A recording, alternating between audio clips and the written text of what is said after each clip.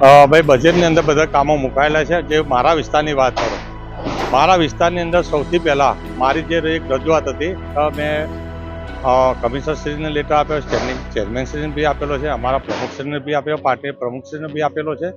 એની અંદર જે વેમાલીવાળો બ્રિજ છે એ સૌથી પહેલાં થવો જોઈએ। કેમ કે જે અમિતનગર સર્કલનો જે બ્રિજ છે એ બ્રિજથી જે અત્યારે બની રહ્યો એથી એક બીજો બ્રિજ નર્મદા કેલન ઓળંગી મિર્ચ મસાલા સુધી જવો જોઈએ। કેમ કે જે અમદાવાદથી જે અડધા ગુજરાતમાંથી જે વડોદરાની અંદર એન્ટ્રી મારે છે લોકો, એ લોકોને તઈ ગાડી એટલો ટ્રાફિકનો સામનો કરવો, ઘણી વખત અડધો કલાક ટ્રાફિકની અંદર જામ થાય છે।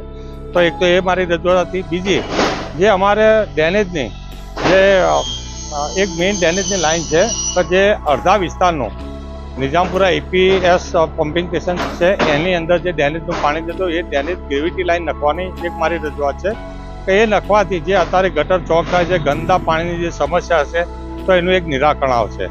આ મારા ઓજી વિસ્તારની અંદર જે વર્ષો પહેલાં વુડાએ, અત્યારે હાલ અમે તઈ ગાડી અમારા ઓજી વિસ્તારમાં 13 વસાહતો આવેલી છે, એ લોકોને અમે રોડ, રસ્તા, પાણી, સ્ટ્રીટ લાઇટ બી આપી દીધેલી છે। પરંતુ તઈ ગાડી જે તે સમયે વુડાએ જે જૂની ડેનેજ લાઈન હતી, જે પ્લાસ્ટિકની પાઇપની કંઈ કહેવાતી કે 200 એમએમની કંઈ લાઈન આવે છે એ હતી, એની જગ્યાએ આખો ઓજી વિસ્તારનું ડેનેજનું નેટવર્ક નવું થાય એના માટે એક મારી રજૂઆત છે।